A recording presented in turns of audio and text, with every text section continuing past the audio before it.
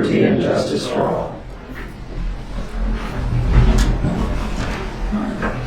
Roll call. Everyone in attendance? The agenda?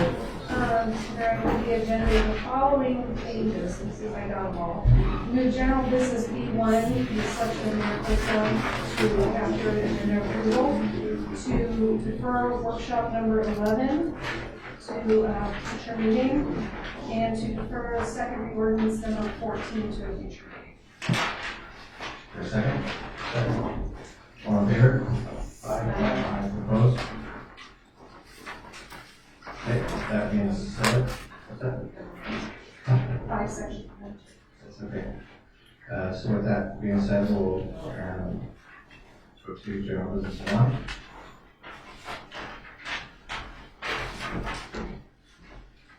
Selecting of the mayor pro tem. So last time we had a split tie. This time around, we're going to go through the exact same process. And then we get that position finalized. So at this time, are there any nominations for the mayor pro tem seat?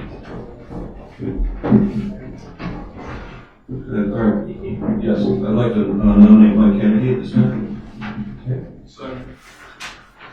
Okay.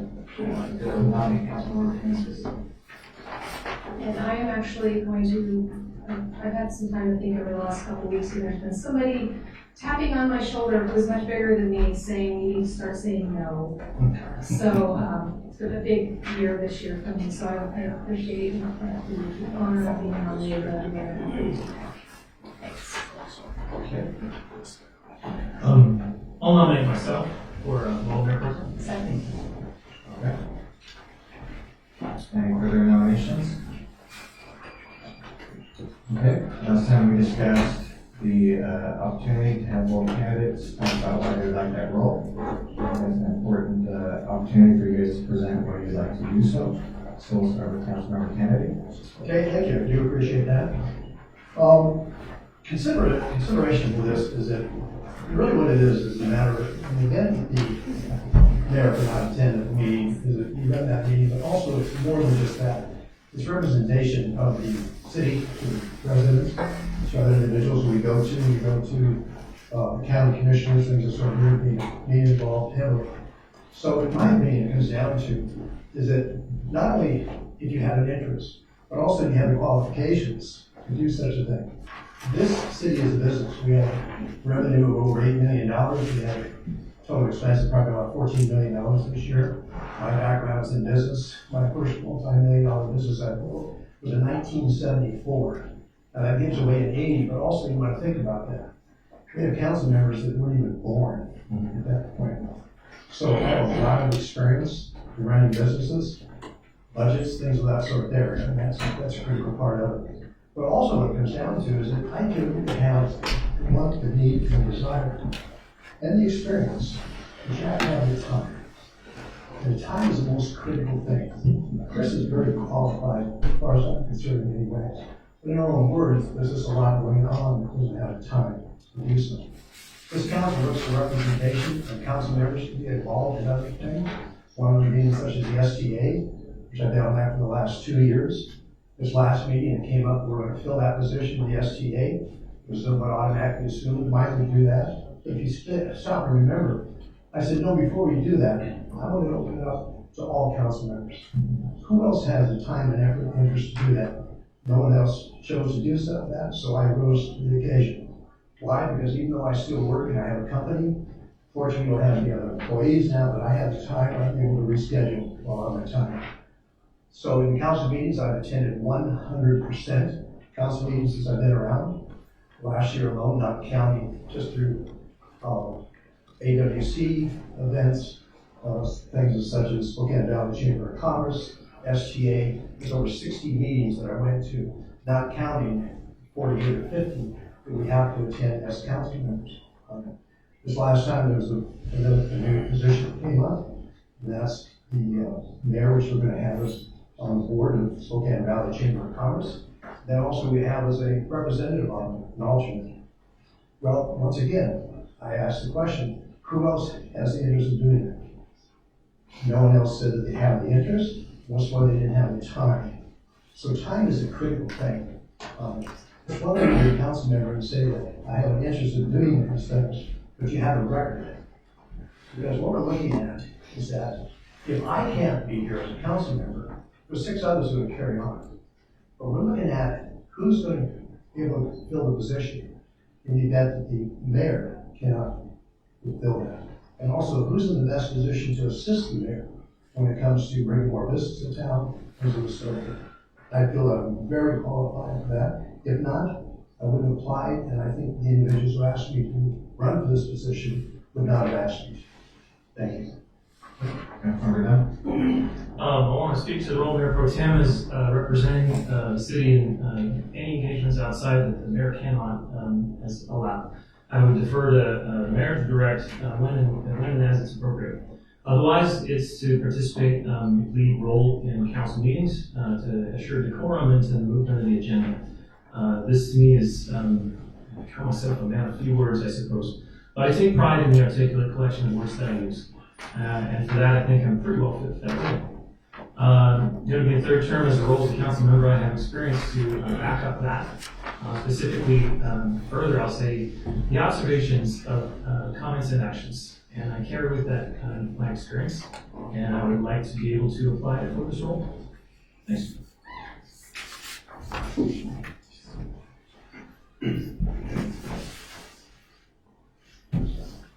Okay, we will move on to, sorry, go ahead.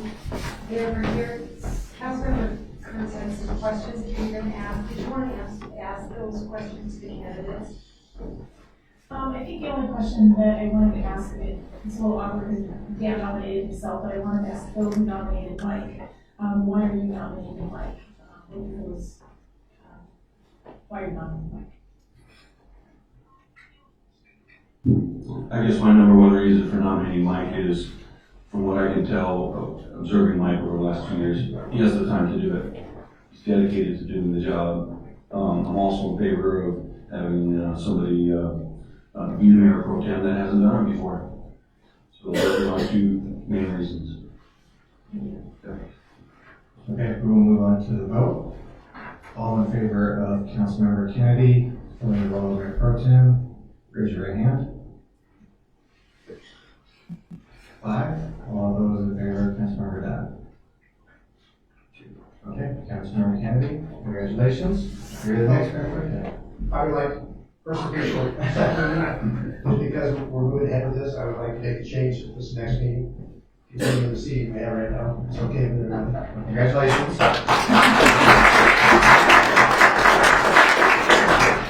Yeah, I appreciate you taking the effort to apply, I really do. Okay. And that does bring me to one of the things that we were discussing as far as potentially changing things up, since we do have councilors that have been in different federal seats. If there is an interest to move to a different seat, please let me know directly of that interest. The other option, if you feel that you'd be more suited, is to just go by a seat number in relation to what your position is. So if he was the seat 1, that would be his spot, so on and so forth. So just let me know what your interests are when you get a chance. Fair enough? Okay, moving on. Special presentation. Chief. Turn it over to Sergeant Jones. I got the officers. Come on in.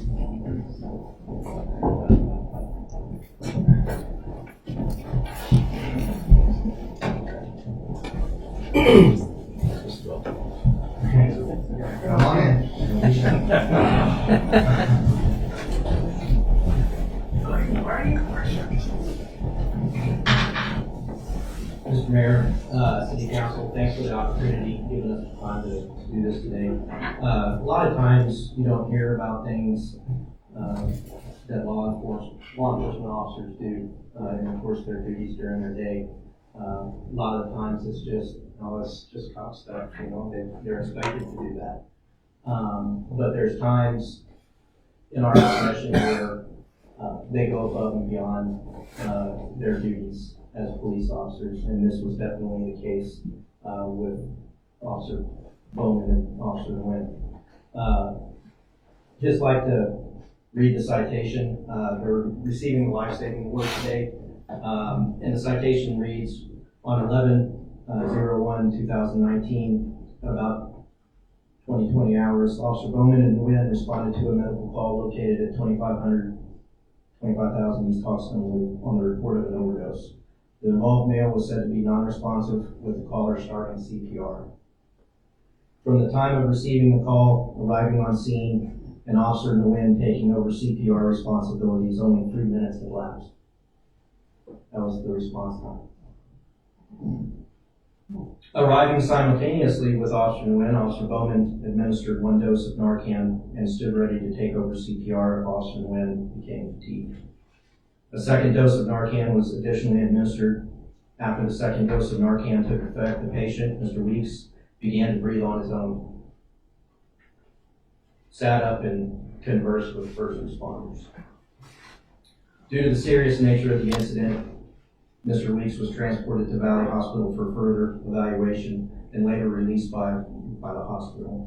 Due to Officer Bowman and Officer Nguyen's quick response, knowledge of CPR, and the use of Narcan with patients who have overdosed by the use of opiates, they were able to reverse the effects of the drug and restore Mr. Weeks' pulse. Officer Bowman, Officer Nguyen, their dedicated service and genuine concern for the public safety results in Mr. Weeks' life being saved. Their actions are a direct reflection of their overall professionalism and bring great credit upon themselves and Liberty Lake Police Department and the city as a whole. So without further ado,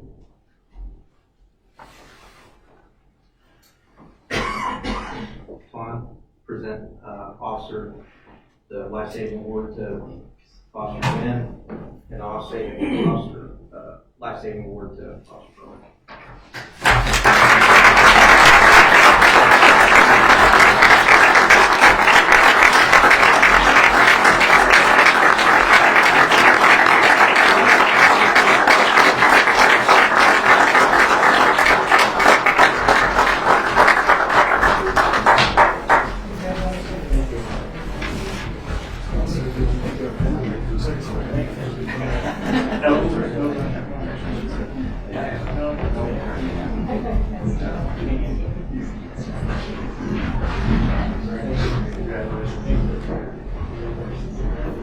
For the audience's sake, those of you who don't know, Narcan is utilized to prevent an overdose for the opioids or heroin.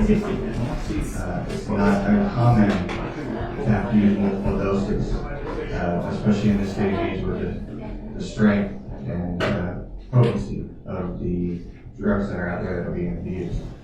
Narcan stays in your system for a very short time. It has to be utilized more than once to bring a patient back. It's common practice when Narcan is used that you don't get them to the ER because it will wear off and they need to seek professional treatment. These situations can be very volatile in emotion, and so I can't say how proud I am of those two officers for staying cool and collected under a very stressful situation and helping somebody's life. So thanks again to them as they're out there already working hard for our community. So thank you again. Okay, we are at citizen comments. As a reminder, if you want to make a comment, whether it be now or for the end of the council meeting, you fill out a yellow card, and then once your name is called, come up to the mic. So we have Betsy Buckley. And Betsy is a resident of Liberty Lake. Never done this before, and I'm not a public speaker, but hello, and all of you. My name is Betsy Bulkley. I live at 625 North Gary Drive. For those of you who don't know where that is, it's Trailhead Golf Course. Our backyard touches Trailhead Golf Course.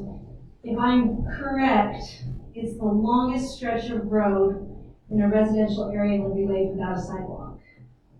And so why am I here? It's because of the speed that goes on, the speed that they pick up on that road. I'm a mother of 4. My kids walk to the bus stop. I've driven them to the bus stop more frequently because the teenagers and the college students, there's a lot of them on that road, fly out of there, and there's no controlling the speed because There's no speed bumps, there's no nothing to control it, and it's a half a mile of a straight stretch. Anyways, 2 weeks ago, I was standing outside at 3:30 in the afternoon waiting for my 8-year-old to come home from school, coming down Broadway, and I see 3 cars drag racing, going probably approximately 70 miles an hour, and they were gunning it, and they can fly. They can fly from Settler. They can just fly, and they were flying. And I thought, if my kid at that exact time was on that road, he would gone, because they were drag racing. They were passing each other. And I called the police, and I love the police here. They've helped me a lot when our house got broken into. They've been awesome. But there wasn't much response. She said, yeah, I'll let the officers know. And I'm like, did you catch where I live? She goes, yeah, somewhere by Rocky Hill. And I was like, no, that's not what I said. This summer, because cars can park on the road and there's no sidewalks, they weave in and out of the cars as they're trying to pass. And I had my 4-year-old out there on her bike, and my parents were there. I was out there. We were all out there on the grass. And I told my little daughter to come in. She was sitting in the gutter on her bike. And they weave, because they weave around those cars and they go so fast. She was inches away from being hit. So why am I here? I don't know the solution. I don't know the answer. I don't know if speed bumps are a possibility, because there's no sidewalks. In the morning, they're flying out. Our kids are my middle schoolers walking to the bus in the dark. There's no sidewalks.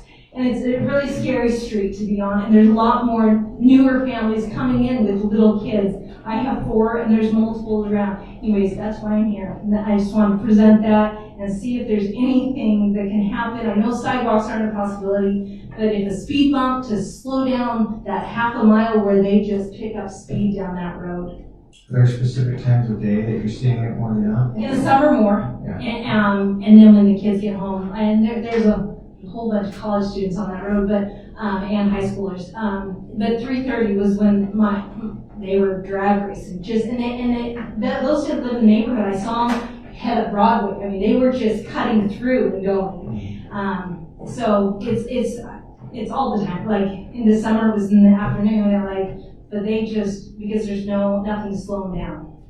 Well, it takes citizens like you to really help guide us and give us insight, like information like this. And Chief, can we get some extra patrol in that area around that time, so we can get some attention over there? And public safety is vital to all of us. Would a speed bump be a possibility?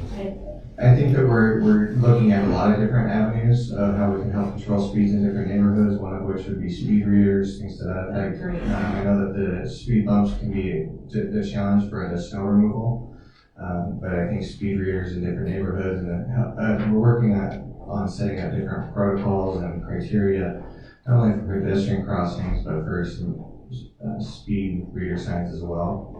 Because we do take it just as seriously, and we appreciate you bringing it to our attention. Thank you. Mrs. Volker, Yes. what's the name of the street you live on again? North Gary. Gary, got it. There's 2 Garys, but it's North Gary, so. Thank you. Okay, Holly Woodruff.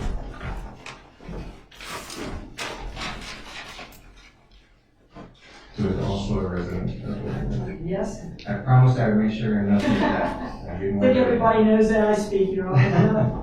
Mr. Mayor, City Council, staff, and audience, both here and at home, thank you. I'm Holly Woodruff, and I am president of the Friends of the Liberty Lake Municipal Library.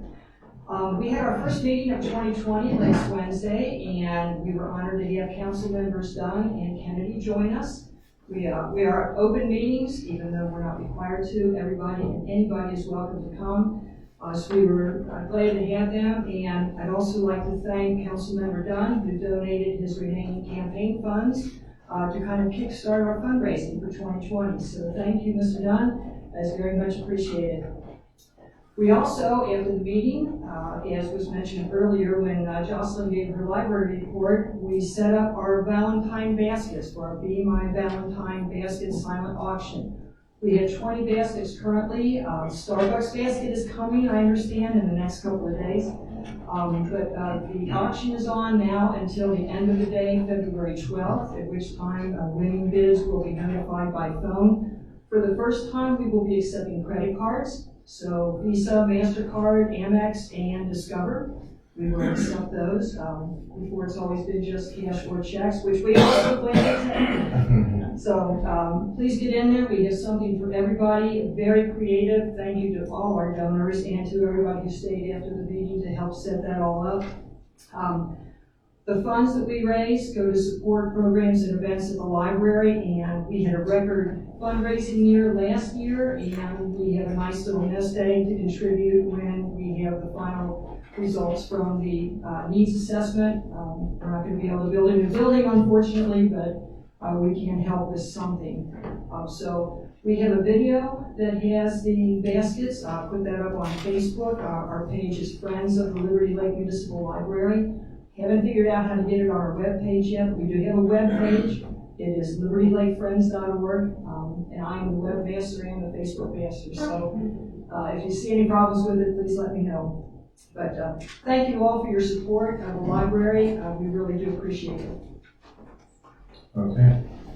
Seeing no other yellow cards, we will move on. And if you do, again, want to speak, please fill out a yellow card so you can speak at toward the end of the meeting. Reports, sewer and water. No. Fire? Okay. Okay, actually. Excuse me.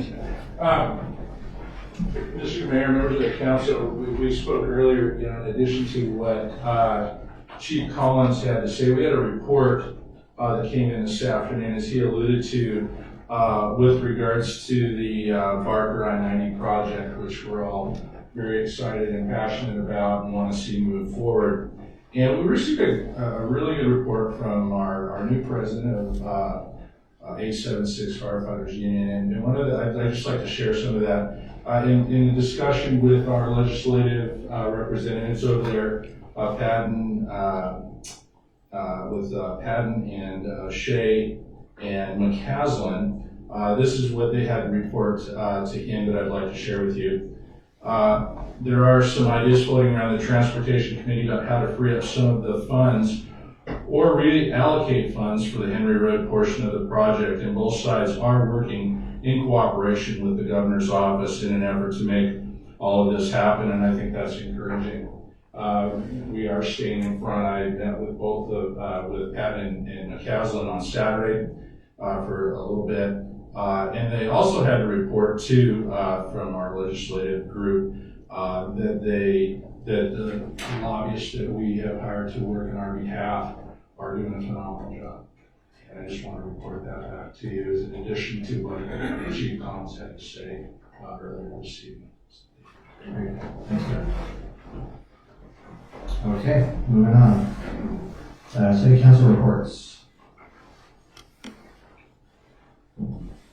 Yes, Chris. I just want to report, there were several of us who attended the Spokane Valley Greater Spokane Valley Chamber of Commerce Gem of the Valley Gala Awards dinner. A couple of Friday nights ago. So I just wanted to point out, it was a great event. I think we figured there were maybe 500 or 600 people there. It was really, really well attended. I would just like to note that Ben Small, our superintendent of the Central Valley School District, was presented with the Citizen of the Year Award. Ben Wick, who is the owner and publisher of the Liberty Lake Splash and Spokane Valley Current, won Entrepreneur of the Year.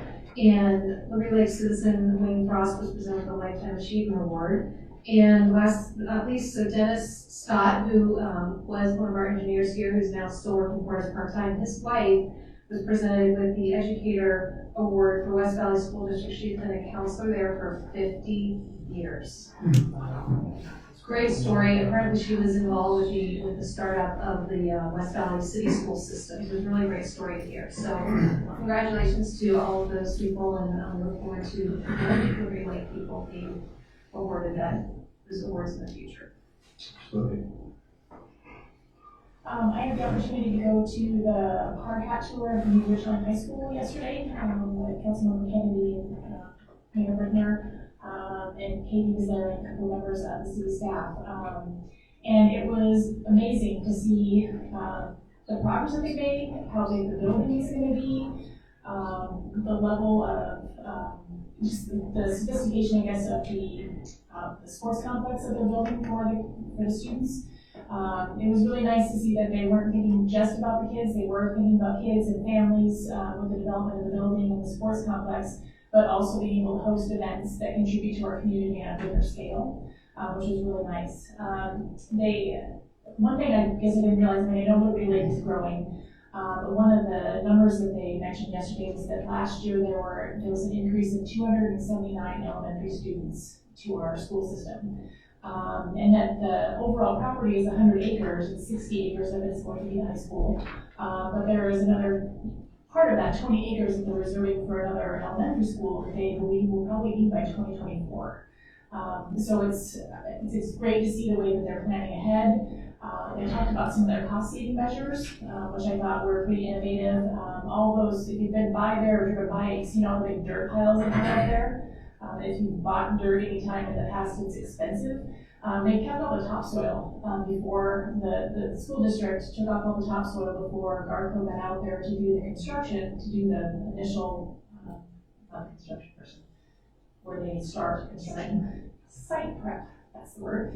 And so they kept all the topsoil, and then all of the rock that they found in there, they have crushed up and they're going to use for the pavement and the parking lots and all of that. So it was really interesting to hear a lot of the statistics and a lot of the plans that they have for the site. So I'm really excited to see it move forward as it continues to do. Councilmember Kennedy. Thank you. Yes, I did attend a few of those, and on Monday I attended the Washington Policy Center breakfast downtown, and it was very informative. They talk about things that you would rather watch a Chevy Russ sometimes, because they get into the broad politics of what's happening in Olympia.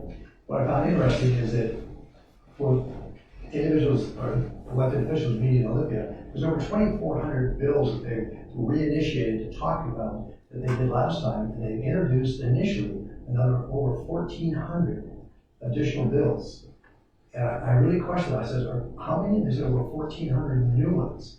So we realized 976 is a big thing that affects Liberty Lake, and I'm hoping we're going to move forward in a positive way, but I look at those numbers and I think it's just amazing how they think they can get through this. The one thing that really jumped out was the bill 6516, which would limit hourly employees to work 4 8-hour days. And you probably saw this on the news. I think Q6 did something on this. And what it would be is that you would go from a 40-hour week to 32. And anything over 32 hours a week is time and a half. What's the Senate bill on that one? It's SD 6516. And I think that's going to be a very controversial one, because it's just the time and a half, and they feel that for businesses, it's going to have a real adverse effect on businesses. So that was just one. The second thing is that I wanted to reiterate just one thing. I don't want to take the thunder of the Friends of the Library report, but as Dan Dunn, myself, and Tom, one of the trustees, was there. There was 25 of us there, and there were 3 guys. Well, that means there was 22 gals, very charming, that ran the meeting. It is an exciting meeting to go to. I also want to compliment Councilman Dunn for coming forward. And it was $242 or so. She gave something like that. I think what the message is there is that the Friends have done such a great job of getting the word out of what they're doing and how they benefit the library in so many ways, that individuals are looking for ways that, hey, I've got some extra cash I'm willing to give to them. So I really compliment Dan. Thank you for doing that. I think that's commendable and a good example for the rest of us. Thank you. Any others? So there's the youth commission, does that work? I get tiny little hints from my teenager. Tom is part of the school. Anyway, I want to really recognize Chloe and Natalie Alba, Chloe Brinson for their work. And they met this past week with some of the friends of Community Park, and they're getting ready for a smash ball tournament. So watch for this summer. You guys know what that is, right? Little net thing in the middle. You guys get the ball down. Teens get into it. I can't wait. It'll be interesting to see. But they're at work and they're doing good things. Great. Councilmember Langford. Yes, last week I had the opportunity to go to Olympia and to meet with the AWC, the All Washington Cities organization that we are a part of. And I was happy to respond to an invitation by the president of the organization to again sit on the board of nominations for that committee. So I had the opportunity to meet with some of the other local representatives from across the state. I'm kind of happy to be able to report to you that we had another representative from a neighboring agency from the valley, Pamela, that was assigned also or requested to participate, and she accepted. So this area is being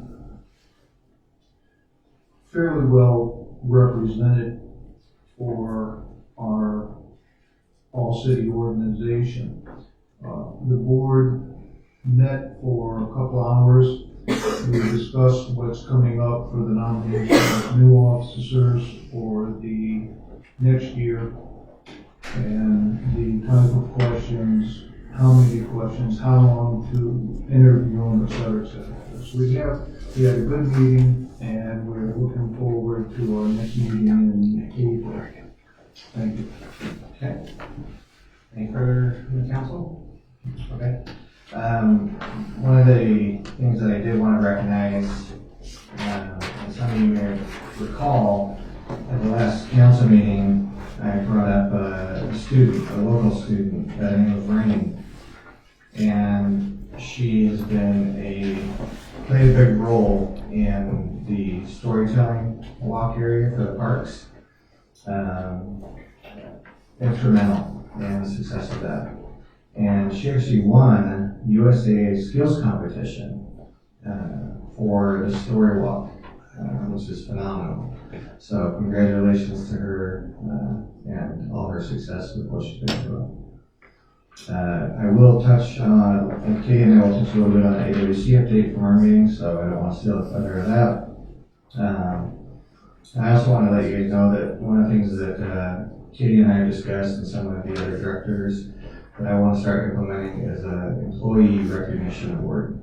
We're deciding how often that will be, because we don't want to steal the value of it or convolute it, but we're talking about doing a monthly or quarterly award for employee recognition for all their efforts. Something we really want to create a culture of lifting up our staff and recognizing them for their day-to-day efforts. We get here from time to time, different people throughout the organization, but I would like to start recognizing them more, so we're working out the details on that piece. Okay, so we will move on to city administrator report.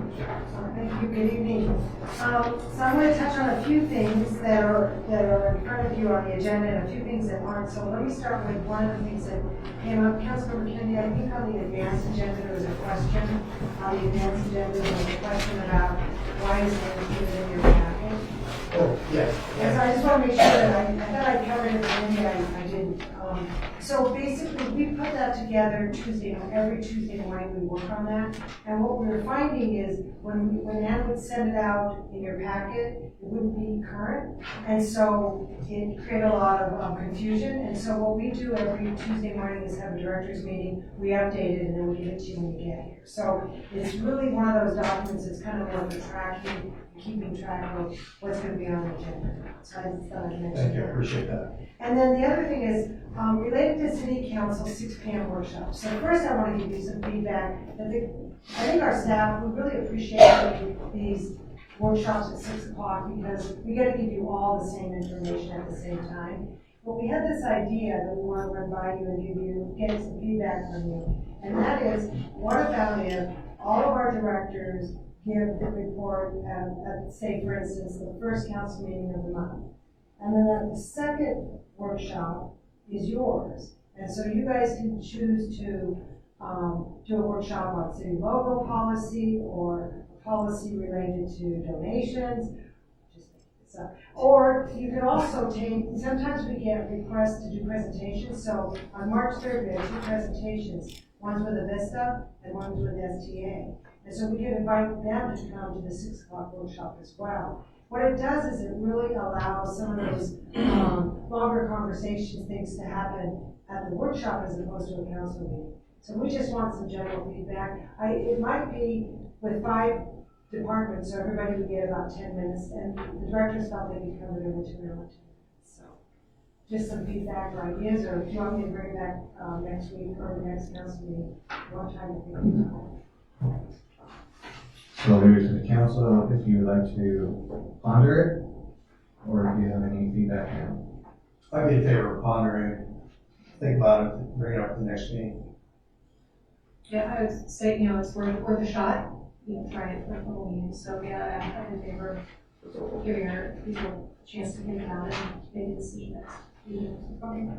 I'm very much interested in efficiency, Katie, and if the staff believe this could be a more efficient, effective method, I'm very interested. So maybe let me throw out a suggestion. Why don't we, in the month of March, try it, where the first meeting in March would be the directors, and then the second meeting in March, you guys could talk about what kind of, maybe you wanted to spend more time on a special project or a special initiative or something like that.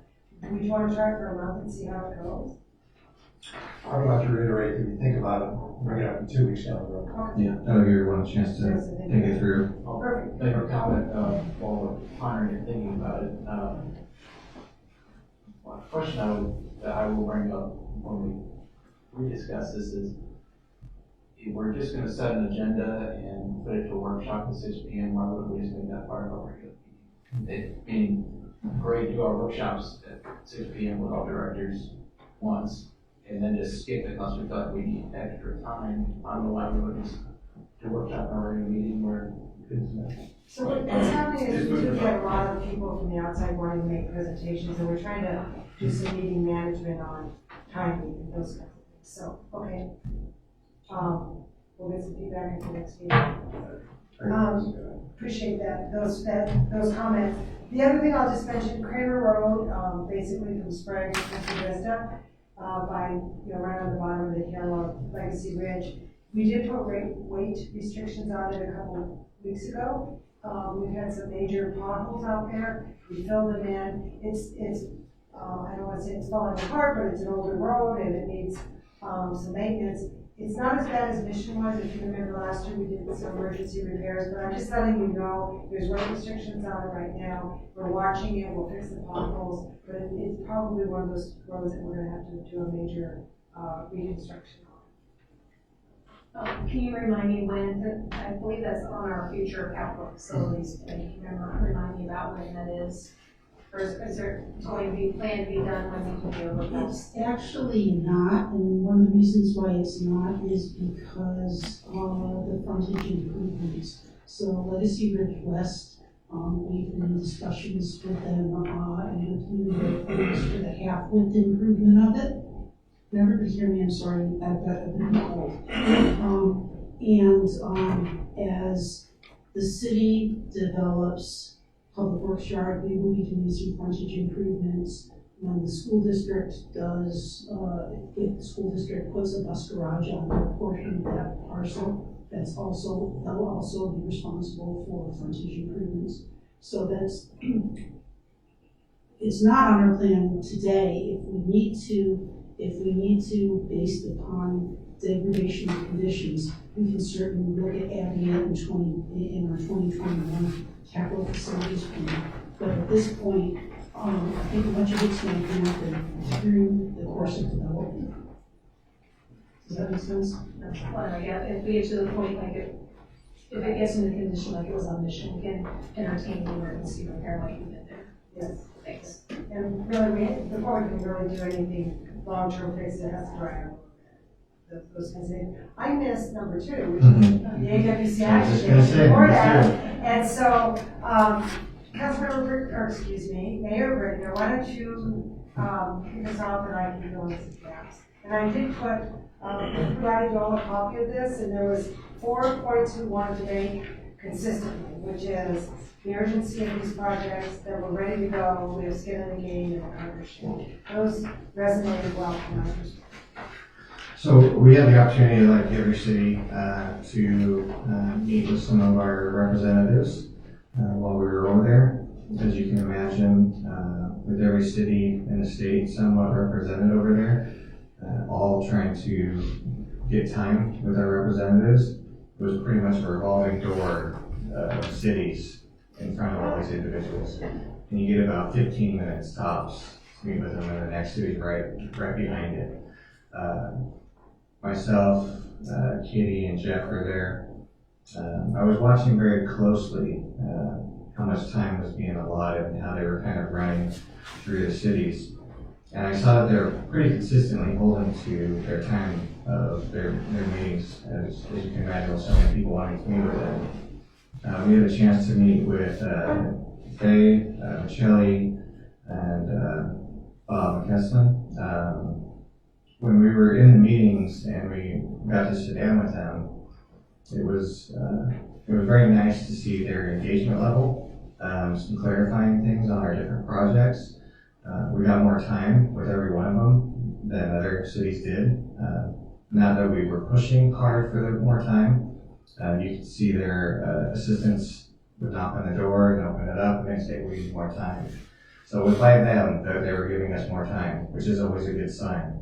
There was some note-taking by them as well.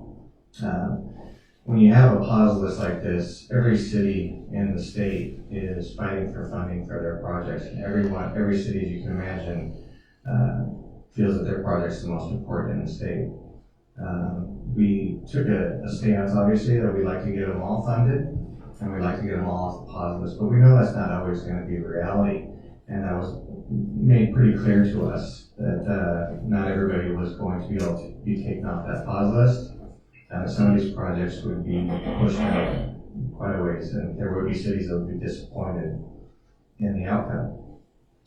When we were in front of them and at the AWC meeting, there was not a lot of breakout sessions, but more about how to talk to your representatives about your projects and giving us some coaching tips, if you will.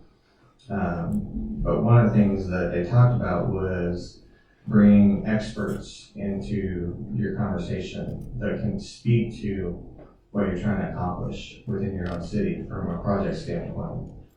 And so we talked with all of them about the safety piece and that side of it that comes with the Harvard Bridge widening and the on-ramp modification. And between myself and Jeff alone, we have almost 40 years of law enforcement experience that we could bring to the table to talk about that safety piece. And we got great response from all of them, that they could see how important it is to the safety of our community, that those get taken off the pause list sooner than later. I did a follow-up letter to every one of them, reminding them of what we talked about and asking them to be champions for our city. And I will be following up with additional meetings with them, anybody and everybody I can get in front of. One of the things that we were told pretty clear was that there won't be any decisions probably made until June, July, at the minimum, just because of the sessions and the decisions they have to make. But I can't reiterate how much value there was of us going there, and the response that we got from our project standpoint. When you're bringing 3 projects to the table like this, with the Henry overpass, the bridge widening, and the on-ramp to I-90, if you can get 2 out of 3 projects taken off that pause list, that's a win. That's a 66.66 and change success rate. I'll take that any day of the week. So I think that it was a well worth the trip, and we had some great conversations. Anything you want to add? You also met with TIB. We did. And they have been, very instrumental in funding a lot of our projects, almost all of our capital projects here in Liberty Lake, and so that was a good encounter. We also went to the washout building, and I guess in retrospect, if we were to go back over, spending more time on the Hill would have been well worth it. And I do want to say our lobbyist, Jeff DeVere, retired Washington State Patrol, he is held in such high respect over there, and I think he represents 6 other cities, but he's kind of done a really good job for us. And the agreement that you guys approved last week for his contract, and then the Valley's Fire District, as well as Spokane Valley Fire District, as well as Central Valley, that agreement is on your agenda. So this is just a great partnership for some great projects. So yeah, it was well worth it. I did bring a lot of material back. I'm not going to read them, but I do want to point out one thing, because I like numbers. So, trust in government. According to AWC, 30% of individuals have a positive trust in government at the federal level. At the state level, it's 48%, and at the local level, it's 68%. 68% of people have a very favorable degree of trust in government. So cities are important. That's something that AWC advocates for. And the last thing I was going to mention is the president of AWC is a council member or mayor from Paulsville. He said last year 7,200 businesses were shut in the nation, and that continues to grow. And it's a concern for a lot of cities because the retail industry is going through a big change right now. And not so much here in Liberty Lake, we don't notice that, but I have to tell you, there's a lot of cities that are really feeling the pinch of those retail establishments going away. So, not always positive news on that. So I'm going to keep moving unless anything else. So, personnel policy update. RJ was in the office today, so I thought I'd let you know he's getting better. Every day he comes in for a little bit longer. I think he's planning on being a full day employee next week sometime, so that's all good. But while he was here, we talked about the need to update our personnel policy. It's been one of those things that it's been on the burner a long time. It's dated, it contradicts itself. It's not current with today's laws and regulations that get passed. So he is going to be working with the association, the industries and personnel that we hired, and they're going to help us give us some feedback on the personnel policy. It really needs to be updated. And eventually, then that would come back to you, and then we would ask, we'd go over it with you, go over the details of the changes, and then ask for you guys to approve it. Probably we're several months out. And then under miscellaneous, there's a couple of things I'm just going to touch on. One Lisa mentioned is STA has new routes if you've driven along Country Vista or Mission. There's some triangular, what do you call it, A-frames that have temporary bus stops. So that's pretty good. There's a map of it. Let's see.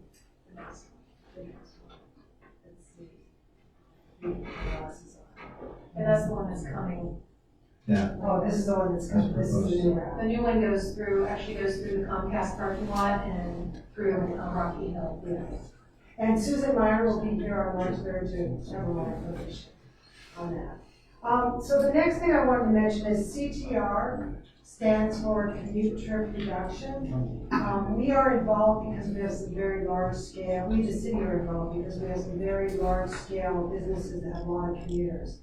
And they have an event this Thursday at noon. It's downtown at the Davenport Grand. The Way to Go Awards. Pardon me? The Way to Go. The Way to Go Awards, that's right. And so I know Councilmember Kennedy, you signed up. I'm going to be going. Mayor Bergner, you have a conflict, so you're not able to go. So we do need, they asked if I could identify a person that could go up on the stage and represent the city in handing out the awards. So I'm looking for a volunteer. Mike, you'll be there, you're volunteering? No, I pointed you. That's not a. No, see, I'm not make an executive decision, I'm pointing over here. I think that'd be great for you to do. It's a Mayor Pro Tem thing. It is. It's a perfect Mayor Pro Tem role. I'm your guy. Okay, I will let them know that you will be up on stage, so they have awards for your best of our employees. The next thing I have is related to the Dash. And for those of you that haven't followed this, Ann handed out some information that RJ put together. This was a presentation that Leanne Yamamoto did for you guys last year. And we applied for this grant, we got the funding, and then it was paused. So now she called back and said there's a possibility that we may get the funding re-approved. So with that, I want to confirm that the council wants us to pursue the grant. So what I thought, let's just go to the map, and I'll just talk us through what the information tells us and what we're thinking of. So in Liberty Lake, if you take the park and ride to, you end up by Town Square. And if you work at Comcast or Huntworth or any of the larger employers, you have to walk. It's called the last mile. Very difficult. And so the challenge is that trying to get a dash, a vehicle, a van that will take you from the park and ride to your place of employment in the morning and then in the afternoon take you back. And so it has to be, I don't want to call it like an Uber or Lyft, but it has to be real time because, people's buses come and go and they only have so much time to get to their bus. So what the concept is that during the morning and during the AM and the PM peak, the dash would run from the park and ride to a place of employment and back. And that during the day, in the summer, we would use it to dash around Liberty Lake. So you could drive it not on a fixed route, but it could drive from Rocky Hill to Pavilion Park, to the library, to Orchard Park, swing by downtown and come back. So it could just do this circular thing. So if you live in Hawkstone or you live in Rocky Hill and you want to go to Orchard Park and vice versa, you could ride the dash and it could take you. So our contribution would be 20%. We, the city, would have to hire the drivers and be responsible, but the marketing and the coordination with all the employers would be done by Dan Yamamoto. So that's the concept. RJ mentioned that we would be out about, our contribution was in the $40,000 range, I think. 48,000. And it was good for 4 years, but because we're already into the first year, it's probably only 3.5 years. So is there a desire for us to say, yes, we're interested? So I'll kind of go around the room on this one, because I think that's going to be important to this. I think it's important that you guys shed light from a staff perspective of concerns you have. So RJ and I have talked about this. We don't have resources quickly available to manage something like this. It's kind of outside of our wheelhouse. But if the council wants this to be a priority and for us to pursue it, we think we can make it work. It would require that we hire probably 3 drivers, and then they would, basically this would be operating from Monday through Friday, and it would be operating from probably 6 in the morning till 6 at night.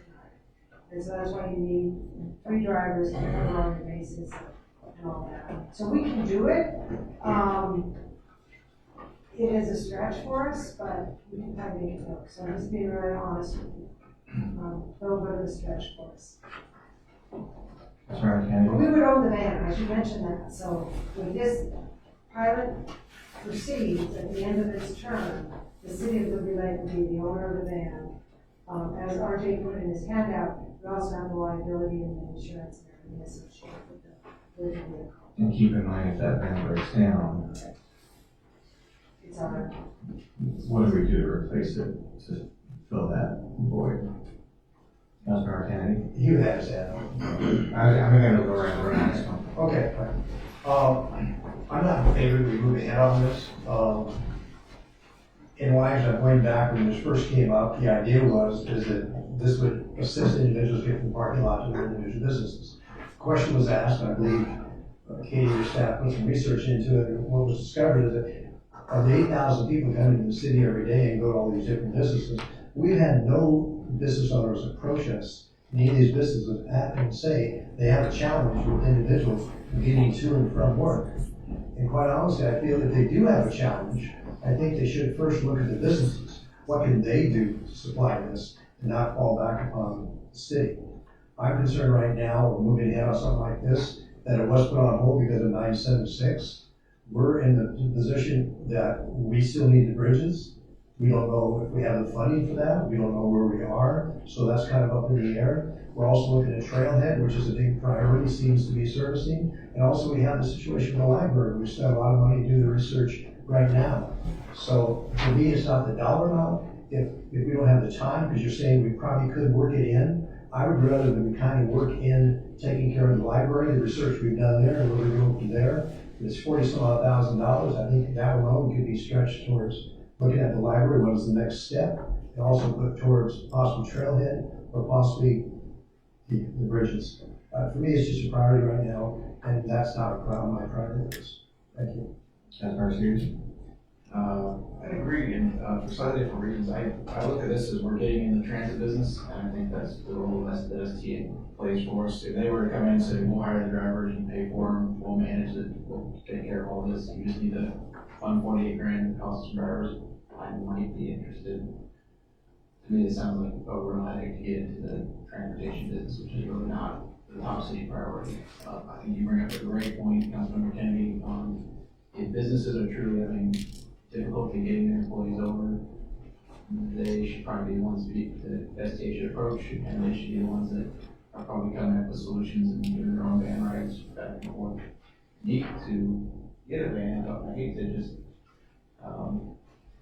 put this aside, because there probably is a good need for this service. I just don't see it in the top city priority this time in life. Kind of similar, I had some questions about as far as what's the demand, if there were actual numbers that we could go based off of. I don't know if we have that. My other question was similar to the other two gentlemen as far as how the other businesses contribute. And I didn't quite understand the summer part. Because we'd be working all year. Right, and so the van would shuttle in the AM and the PM all year round. Okay. And then in the summer, we thought we could use it to connect our parks. Okay. And, in all fairness to Leanne, she did a presentation. CTR is a state/county-run program, region-wide. It covers the whole state. We're in a region. And there is a networking group between them and the employers, and they meet to talk about the last mile options. So she did have a meeting here at City Hall. Concord did come, as well as Itron. I think we had some other. They all have representatives that are trying to coordinate this kind of thing. So again, we don't have people dedicated to that effort. However, there is work that's happening out in our community between the businesses and the future protection program. What's the timeline on us being able to say yes or no? So she asked if I could undergo tomorrow. So if there was a little bit more time, I'd be interested in figuring out, could we partner with the other businesses and do that work, but if the answer has to be before tomorrow, I would say no. I tend to agree with what's already been said. What really makes, I was a big supporter of this upfront, especially the fact that we can use it during the off hours to maybe help shuttle some of our, all of our citizens around to the different parks and such. But what changes things for me really is the fact that there is a new route that services that Comcast and Liberty Mutual and Safeco area already. So that need for me, and it's not all day. I know that's only during peak hours as well. I see those buses as I'm on to and from work. But I think that was probably one of the main areas they were probably targeting with this last mile issue. And so for me, the need probably isn't there as much as it was when we first started talking about it. Councilmember Clear? Yes, I just agree with the other council members. Just a couple comments. Was there a huge resident request for this service? No. And I guess I would agree with the business relationship. If they were willing to foot the 48,000, then I'd be in favor of supporting it. But if we have to have an answer by morning, then I guess the answer is no for me too. I actually support driving for the grant. Specific transportation is to me important. I want to recognize our strategic objective as being an economic and business-friendly environment, and that I recognize employers as seeking talent as one of their greatest challenges. I think the ability for employers to get the people that they need to the place where they need to go is something they're constantly struggling with, and that they've never come to the city because they've never thought of that as an objective in the city. I think that innovation is part of what we also seek to do as a city with respect to approaches and activities, and this is an innovative approach by nature. Regarding the city's opportunity for use of this during the summer, I think that we've discussed many times the challenges that we have at our greater city events, like the 4th of July or Symphony in the Park, and that if the city didn't have access to a van that could take people from a place to a place, that could be of great value when we talk about the people and the pinch points that we have in our community. So further, I think to get the value out of that we do, 48,000 in expense for well greater than that, I would say, in real value, it's a very good deal. I support the initiative. Councilmember Langford? Yes. Thank you. I do not support this at this point. This is a real opportunity for government to mind their own business, okay? We're not a transportation corporation. We're not interested in becoming transportation. So I see this as an effort that's being duplicated with SDA. They have put in some special routes, and myself, and I sat on the SDA board for 2 years. We started working on this, if you remember, Katie, and we made some great strides in having these routes put in for various reasons. So they're coming to fruition. The other point that I'd like to make is that SDA already provides vans that are the commuter vans that go to specific locations for large type employers. So the employers themselves have the ability to say, look, we got 8, 10, 12, 15 people who all live in kind of a general area that work here. They can go ahead and rent or at least one of the commuter vans and get their people to them. I just don't think that it's a business that we need to be in, nor at this point am I in favor of $48,000 to see how it goes, because it's going to be taxing. You don't have the employees to oversight this, and we're just doing something we don't need to be involved in at this point. So it's my point for you, and thank you. I think I got the feedback, so. Okay, moving on. Okay, so moving along, number 6 is related to our audiovisual council meetings, and as you know, Anita has been working on this for several months, and just a quick update. We're putting together all the pieces to it, because it's everything from opening a window on that wall, to putting in a computer stand, kind of a shelf, and a chair, I'm not going to do this justice, Anita, but mixer, all of this stuff. To make a long story short, all of these pieces are going to be in the neighborhood of $35,000 to $40,000. That's one thing. Our budget right now is about $30,000, so it's about $5,000 more because of all of the things that we have to put together to make it work. That's part one. Part two is that no one of these items, except for maybe the remodel, is going to be $5,000. And so, as you know, anything over $5,000 comes to council, but as a whole, this project is way over $5,000. So what we're going to be asking you at the next council meeting is for you to give the mayor authority to spend $35,000 to $40,000. And Anita will have the price because we're waiting on a couple estimates. To grant the authority for the mayor to sign these individual little procurements, from hardware to software to consultant services to a contractor. So next council meeting on the 18th, we'll have more information and we'll be asking you. We just didn't want to bring it back to you because it's been a long time. So that's that. And Anita, did I forget anything? No, did a good job. Okay. Pardon me? Yes, you may. Mr. Mayor, I would ask that we get this information concerning the audiovisual requirements, not only the scope and schedule, but the required budget and the type of equipment. And we get that during advance of the meeting, so we don't have to be inundated with new and fresh ideas and then have to turn right around and make an informed decision at that time. So I appreciate your effort in that area. And I thank you. No, not a problem. And yeah, it's still a work in progress. So we have some of the information, but it's not complete. And so we didn't want to just review the it's well in advance of what we're shooting for. And then finally, just some dates for Member City Hall week on February 17th. For President's Day, we have public records training February 18th by our city attorney. Trailhead special meeting is the following Tuesday on February 25th. RJ is starting to work on the business plan.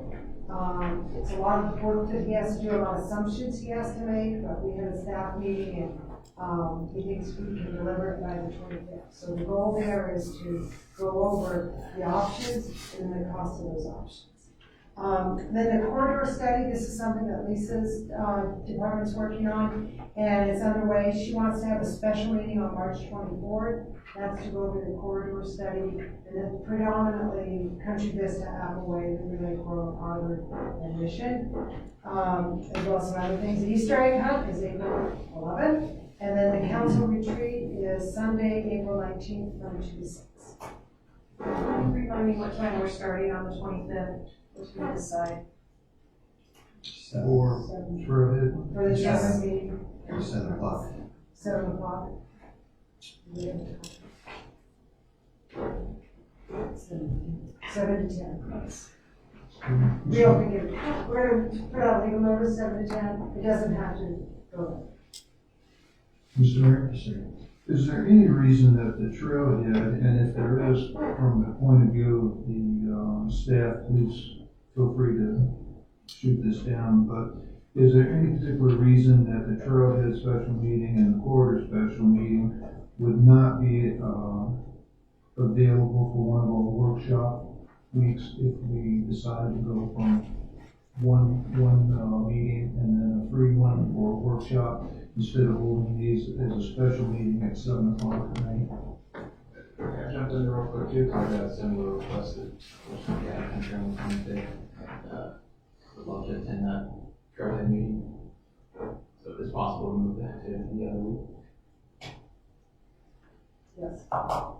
Okay, so let me make sure I understand the question. One question is, can we move February 25th to another week? The answer is yes, we can do that. And the other question is, can we put it into a workshop, like a 6 p.m. workshop? You know, if we thought we could do it in an hour, I don't know that we can, just because of the depth of information that RJ's going to be presenting. Then we could have two. You have two? Yeah. Yeah, I mean, if I could be very candid, when we start having presentations and they go past an hour, we're losing people.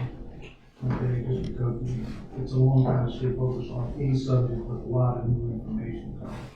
So if it is going to take more than an hour, my personal preference would be that we just set it up for 2 different meetings, especially since it's not exactly time sensitive. What we could do is, I'm sorry.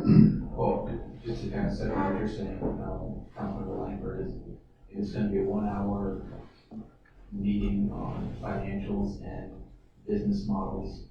That'd be another one that'd be nice to get well in advance that we can review. It feels like oftentimes we end up getting those when we show up, and it's dense material. It's nice to be able to go over that. Yeah, you're right, it is very complex, so I have an idea, a suggestion maybe to consider. Why don't we take a 6 p.m. workshop, and RJ can present the information, but not have a discussion at another workshop? So, and we can even keep the presentation to 30 minutes, but you take the information back, and then we have another workshop to really cover the meaning of the information, questions. If that's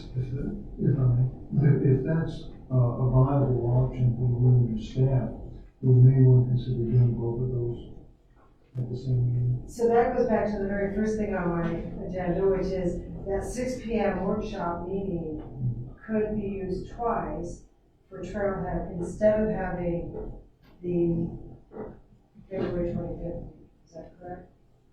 Yeah, yes. Okay, so I'm looking at February and March. So I don't think RJ will be done before February 25th. So now I'm going to March 3rd and March 17th. March 17th is a rare date. Both of those are March 3rd and March 17th. Was it great? So then you would not be getting the director's workshop information.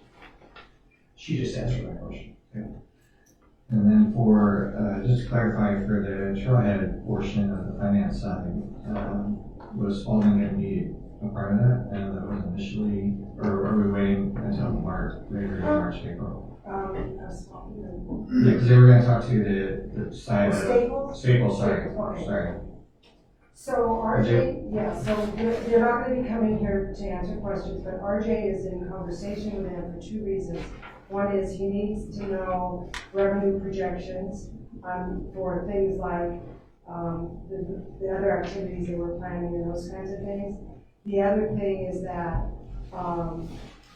when it comes to food and beverage and all that, he needs some estimates there as well. So on the cost of money going out with O&M and capital, he can program that really well. Where he's struggling is to forecast what the revenue is going to be. So he will be working with it and have the information for I'd like to clarify on the trailhead that, so we all understand, we are looking at options A, B, and the variance of B, and C, and the variance of C. Correct. Correct. Yes. Okay. Could I respond to the corridor study? Yes, Because please. that's a different situation. Mhm. There's some time sensitivity involved with the Country Vista corridor study.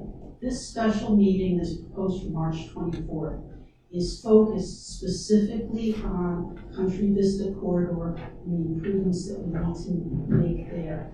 We have timed the presentation with City Council. We need time to present the information, present what the recommendations are, and get some feedback, because they're gonna need to finalize that draft report. That data has to go to Lochner for the design for Henry River by the end of the month.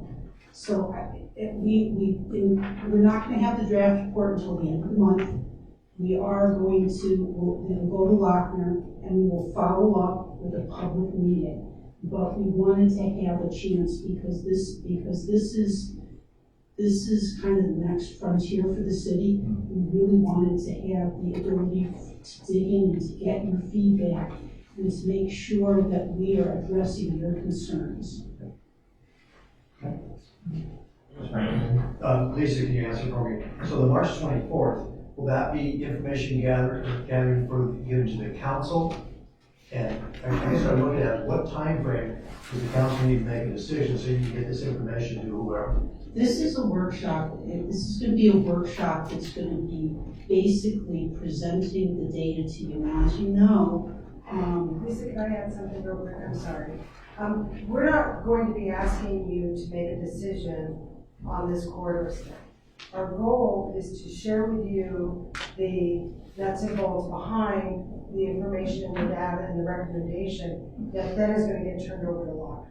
But there's no formal action that they're going to take on the corridor study. no, this is more giving you an opportunity to see the data, to see the recommendations, to hear your concerns, to understand if there's anything that we need to tweak.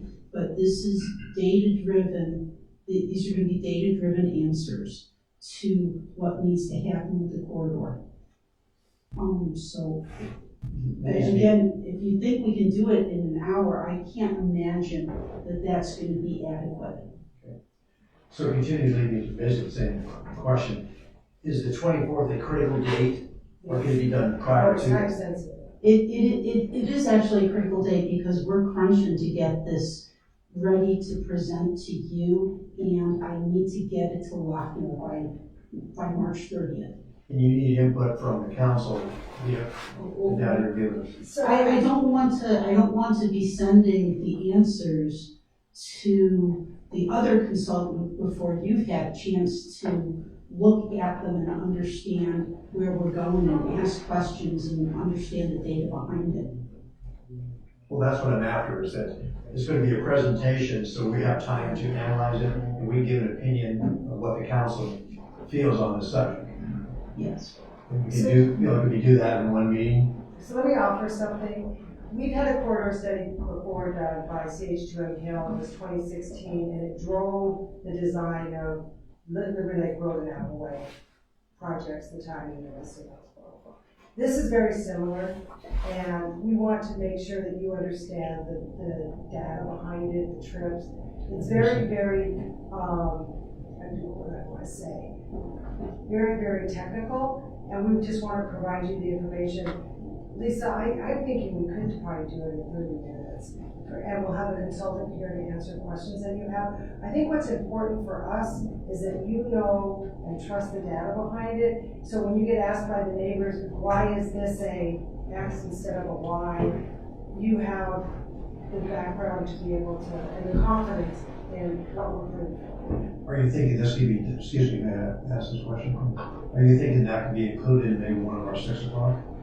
That's what I'm thinking, Lisa.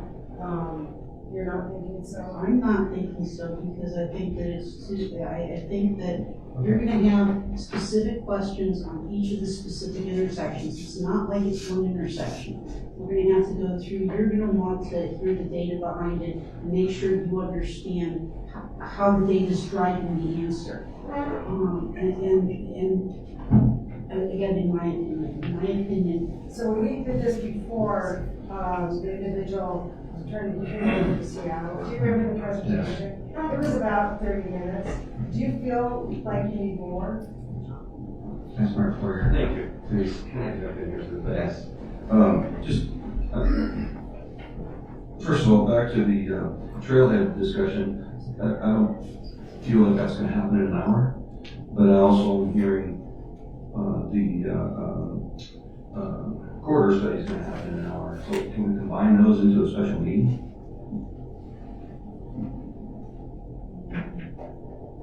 The corridor study is time sensitive, So have that at the front of the hour. Yeah. So are you thinking like a Tuesday special meeting? Well, the 24th. March 24th. I can't have the data before the 24th. This is a crunch. See, this is one of the problems that we're having, if I may, Mr. Mayor. Bill, you have more that you want to talk about? No, that was it. Once again, we're getting behind the 8 ball, okay? What I'm hearing is we really don't need your information because we don't have any input in it because it's all data driven. Then we're saying, well, we want to present you with it and it's going to take more than an hour, okay? Well, if we don't have any input, I don't know what we're talking about, first of all, okay? Second, if it's time driven and they're getting all the time they need to produce their documents, but then we got to hurry up. Okay? It's not the way it's going to work. All right? We spent, and I'm not casting stones, I'm just making a point blank statement. We have spent years doing this, getting where we have to hurry up and make a decision because it's time sensitive. I, for one, tired. Okay? Let somebody else wait. Our time sensitivity is just as important as anybody else's. And if you're telling us you can't get the information before the 24th, but yet you've got to make a decision on the 24th because they're busy, well, so are we. And it's important that we do have input.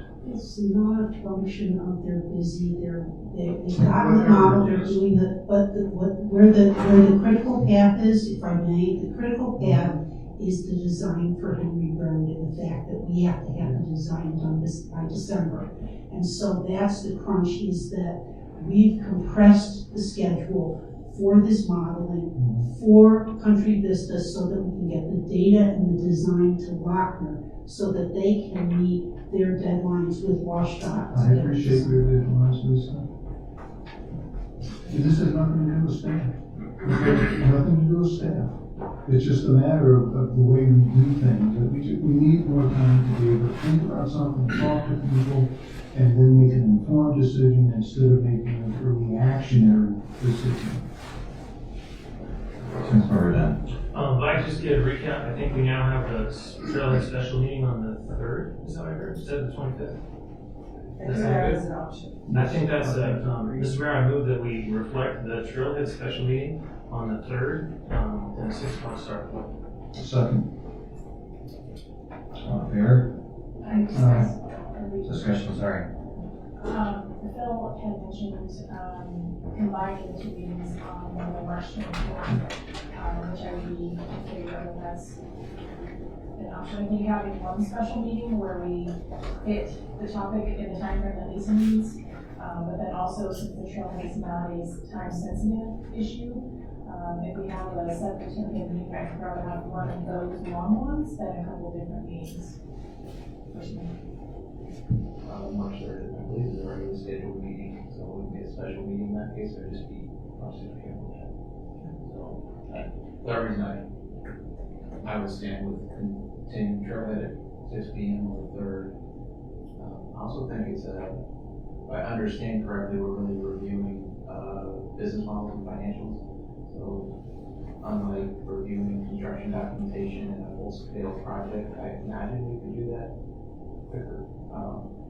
That may be wishful thinking, but that's my rationale. If we can get that information before the 3rd, it allows us to review it and all of a sudden deal with the majority of our time and questions. Is a hope. So we can make it happen now. Secondly, I'll leave it a try for right now. We give it 3rd.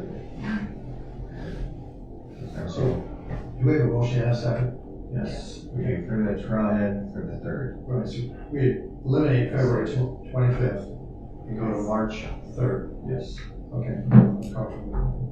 Any further discussion on trailhead meeting being moved to March 3rd at 6 p.m.? All in favor? Aye. Opposed? Okay.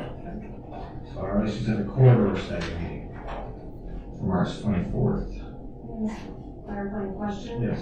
So just to clarify, Lisa, what you said before, is that this is really a presentation of the data for us to understand. Is there no decisions being asked of us regards to that data? Is that what I understand? Yes, I think that there's going to be recommendations as to how to handle the intersections. There may be tweaks, there may be input that you provide as to things that how you might like to see it refined. But we're looking at the data, we're looking at the solution at each intersection, generally speaking. And, if it needs to happen in an hour on the 17th, that's fine, but I just don't have the confidence that to go through the whole corridor that we're going to be able to do that, and what the implications are for having village design, and what the implications are. They usually identify their assumptions, growth assumptions, densities, trip generations, and then, so you know that they're looking at the whole build out. And then they look at the operation level at every intersection, A, B, C, D, current, and what it will look like in 20 years. And then they make a recommendation, this is what this needs to look like that, and this is the priority of when each intersection should be modified and triggered, we call it, trigger an intersection for modification. So that's kind of what it is. It is very technical, but we want to make sure that you understand the assumptions that are made and what the recommendation is. I might repeat myself. That's okay. Yes, sir. Lisa, I agree with you that I've sat in for meetings about what a roundabout takes, and one roundabout has to take us 2 hours. So I agree with you that if this could go quickly, we all agree with the council that hey, it's just data, she just throw it at us and moving along, but I don't see that happening either, in all fairness. So I can see it warranting its own meeting. I'd be remiss if I didn't second some of what Councilmember Langford is saying. It's really hard to get that data on the night of March 24th. Try to comprehend all of it right there. If we're being presented data and you want our feedback, it seems like it's almost a two-step. And so, please, if you want to say something. So the intent is to present the data to you, to hear your feedback, to give it to because part of it is really explaining the story and how and what needs to happen, what are some of the fine-tuning of the details of how we might do it. So it's hearing your feedback on that will help influence the draft report. Again, there's 2 touches on this. The first touch is to present the data to you because the data has to go to Lochner and what the initial recommendations are. The draft report won't come out until the end of the month, and then we will be following up with a public open house on that. And so it's not, we're asking you to adopt it finally. And this is, again, the technical memo associated with Country Vista Corridor. We still have the rest of the network analysis for the build out to do, but we've fast tracked the corridor because of the Henry Lake issue. So with the corridor study information that you're going to bring back to us, do you feel that you can have all the information needed by the 17th to present to us? I would push I would push Parametrics to do that if that would be your desire to do that. If that's the date that you tell me that you want to have this, we'll get it done. So for the sake of what we've heard tonight and being able to digest what is being discussed, my recommendation to the council would be that we have it on the 17th at 6 o'clock. And if we feel that we need to have a secondary meeting on the 24th to have a deeper dive into it, and we feel that needs there, if we can't accomplish it from 6 to 7, then we have it on the 24th to extend it. How does everyone feel about that? Lisa, I just want to ask, would it be compromising to collect that information and try and bring it in on the 17th? I mean, I mean, we could present it, we won't have the report, we won't have the report. We could provide you with the information, but because it's technical data, I feel like it's not fair to just dump the data on you and expect you to interpolate it.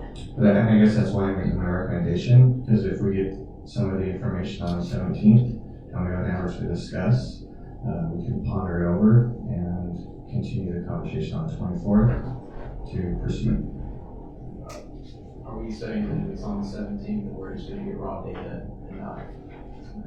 Well, you're gonna get a presentation. Okay. You're gonna get a presentation, I just don't know that I'm not gonna have a presentation for you in advance of the 17th. On the 24th, we can get deeper into it. Okay. That'll give us plenty of time. Is there a motion? I'm sorry, I got a motion. All in favor? Aye. Opposed? Perfect. Thank you. Problem solved. Moving on. That's it on our report. Excellent. Thank you. Workshop. No, we did that. Oh, yeah, we did. My Move apologies. that to usually. Thank you. Action items. Mayor Pro Tem. Well, thank you, Mr. Mayor. Consent agenda A, approved January 14, 2020, and January 21st, 2020 city council minutes. Second. All in favor? Aye. Opposed? Consent agenda 2, approved December 31st, 2019 vouchers in the amount of $45,430.59, and February 4th, 2020 vouchers in the amount of $347,780.54. Second. All in favor? Aye. Opposed? General business? General business 2, approved memorandum and understanding between the city, Central Valley School District, Spokane Valley District, and lodging services.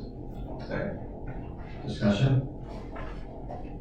As a comment for, Mr. Commissioner, we really appreciate you standing up and talking about the legislative actions that the fire department is doing. I know it's out there on public record, but it's not always quite as transparent on our side to see just how much effort you guys are making at the same time that we're trying to make it.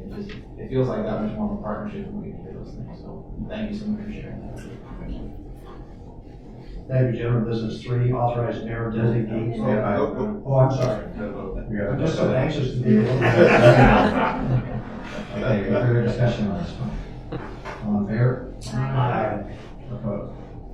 Okay. General business 3, authorized mayor or designee to sign a lease from Design Space Modular for a modular office trailer for the public works yard in the amount of $7,530.44. Second. Question? The amount of $7,530.44, is that month, is that a purchase? Lease for 18 months. Lease for 18 months? And that's the total amount for the 18 months. With that. Great, thank you. Thank you, sir. Any other discussion on this? I did have a couple of clarifying questions on the contract, if I may. In regards to the contract, if you look at page 2 of 6, under D, it says customer will have sole responsibility at customer's cost to obtain any and all licenses, titles, buildings, and permits. So is this cost included? So it's a building permit fee, it's a city cost, Jen, do you know? We waive the building fees for ourselves. The only thing that you're gonna have to pay is the state surcharge. And then on the second piece of that, under A, it says the customer will be, I'm looking at the second sentence of A, customer will solely be responsible at its cost for preparation of the site to get it prepped to include the 6-inch slope from end to end. Is that cost also included in this? Our crews and our staff, Just want to make sure, just for everyone's sake. And then in page 3, so 6, section 7, under end of lease, under C, it says if this is goes beyond that time frame, it will be month-to-month basis. Any concern on the financial level of it going longer than that? we don't know at this time, to be honest with you, because, would you want to answer this? We don't know the exact duration of when we will get a building built. Stephen guesstimates 18 months is about as far out as we can best guess the building will tentatively go up, so it's possible it could be a little shorter, it's possible it could be a little bit longer, but 18 months was the best guess. Let's just try to stick to 18 months. Okay. So we don't go. We still have a permanent solution, that's our challenge, we want to operationalize this side. Yeah, I just know the cost that could be accrued if we go beyond that 18 months, so let's try to stick to that. If I may, the way the contract was set up is a monthly basis, and so it was just estimated that it would be 18 months. So it's a little over $400 a month. Right.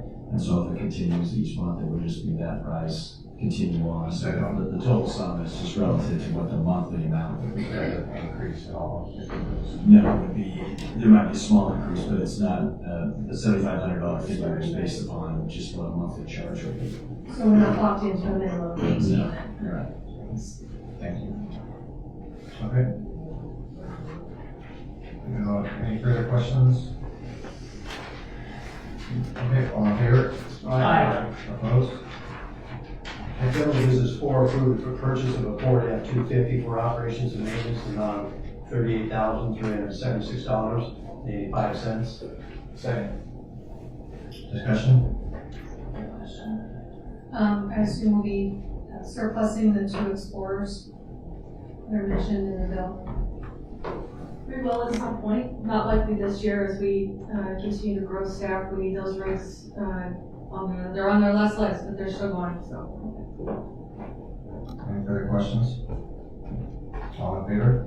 Aye. Opposed? General business 5, delegated authority to the mayor to execute the Transportation Improvement Board consultant agreement for Liberty Lake Road Preservation Project in the amount of $57,725.73. Move. Discussion? Second. No questions? All in favor? Aye. Opposed? General business 6, authorize the mayor or city administrator to sign the parametric task order in the amount of $39,105 for the design work and construction estimates for 5 rapid rectangular flashing beacons. Second. Discussion? Question, so on the, under the scope of work, page 1 of the scope of work, it lists the 5 locations, and it says East Country Vista Drive in North Eagle, but the map looked like it was showing Boone and Eagle. That was an error on the map that we couldn't get corrected in time to get it into the packet. So we are looking at Country Vista and Eagle, correct? The list on the agenda is the correct list, the list that's stated in the scope of service, and that is the same list that Chief Asmus presented to me. Thanks, just want to clarify that discrepancy, thank you. I may have misunderstood that. I went out to the site and I could have swore it was on Boone and Eagle.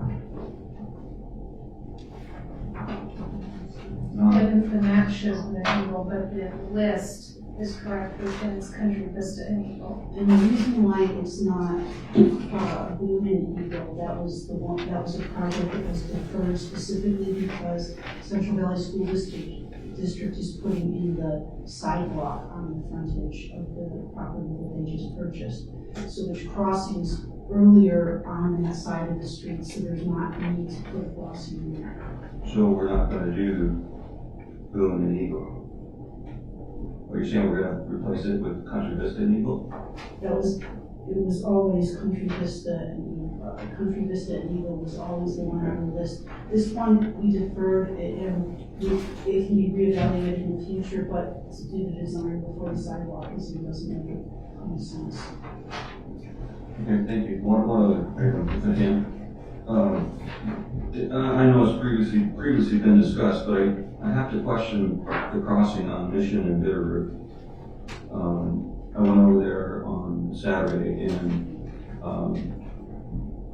it's, if you look at what's on the south side of the road, there's just nothing out there right now at this time. So I know at our previous meeting, I think it was brought up that there's a bus stop there. Well, there's a bus stop on both sides of the road there, not just on one. So I want to question, is that best use of funds at this time, given how much usage it will get? Because the sidewalk on the south side of Mission does stop at the church. And the sidewalk on the north side goes all the way down past the storage unit, and it's a gravel path which has been improved by the city all the way down to the roundabout. So is that really a... Can I ask what time of day? Just because there's a number of people that live in that Bitterroot apartment complex. I don't know the exact number. Chief Asmus, I don't know if you want to address that, but it's basically a logistical challenge for everyone who lives in Bitterroot across the street. Do we have any kind of information on what kind of usage we'll get from that part of the community? Going to the opposite side of Mission to catch the bus? If I could, I'll just do a personal observation, personal observation out there. I live in the River District, I drive that road more frequently than I like. And there are a surprising number of people, I couldn't tell you why they're all crossing the street. I think there's a draw at the gas station over there. I think there's a draw at AJ's and a couple of restaurants in there. I think that there's a draw going the other direction from people staying at the hotel that come walk across the street to go to True Legends.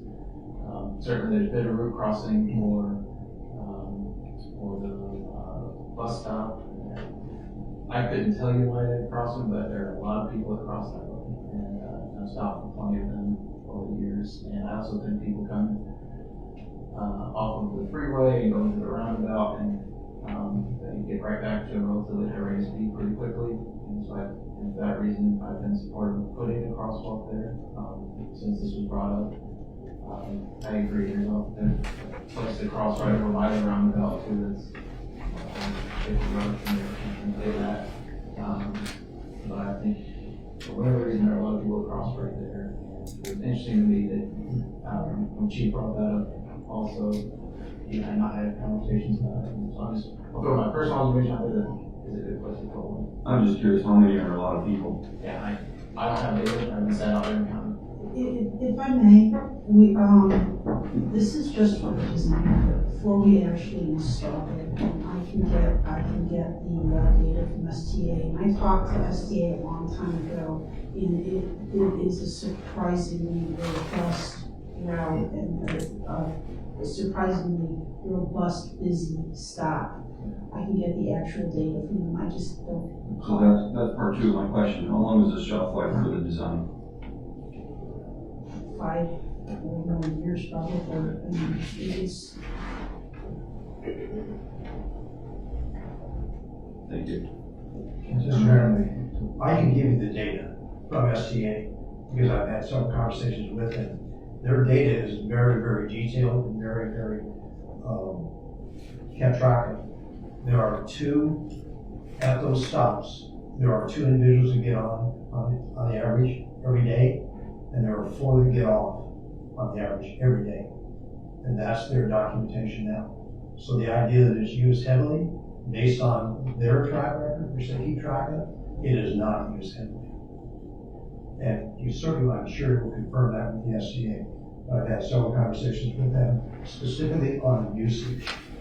And also, has been brought up, is it as critical where the STA bus stop is right now? That is also being looked at. That's all right. I would like, I have a question in regards to this also. May I? Yeah. The $39,105, we have many of these flashing beacons already. Have we used parametrics in the past to do design and cost and what it's going to cost? On everything we have in the city now? Not all, but some. Okay. It's the volume and, yeah, it's the ability to leverage we don't have the resources that can go out and design these 5 locations. Okay. Let me ask the other So question. Is maybe, this? as we did have an outside consultant, I think it was parametrics, I'm not sure. They did the designs for the waterfront people. I guess what I'm curious about is we have a lot of these out there. Has our own internal engineer designed a lot of the ones we have out there now? And if so, why are we going outside to hire somebody at the cost of $8,000 per site to do something that, if possibly, we've already done that in-house? So my question is, have we done that in-house over the years? So since Scott started in October of 2018, he has not put together a design. About Andrew.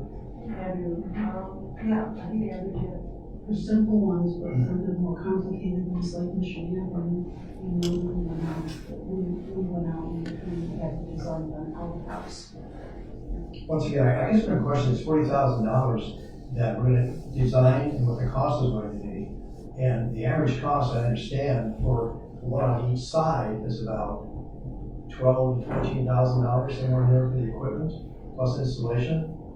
So once again, I want to reiterate, if we've been doing this in-house, I really question why we suddenly want to go out of house. So plus the ped ramps, plus the landings where we have to install them. So I mean, it's different, each intersection, what's required for the design is a little bit different, but it's more than just the equipment.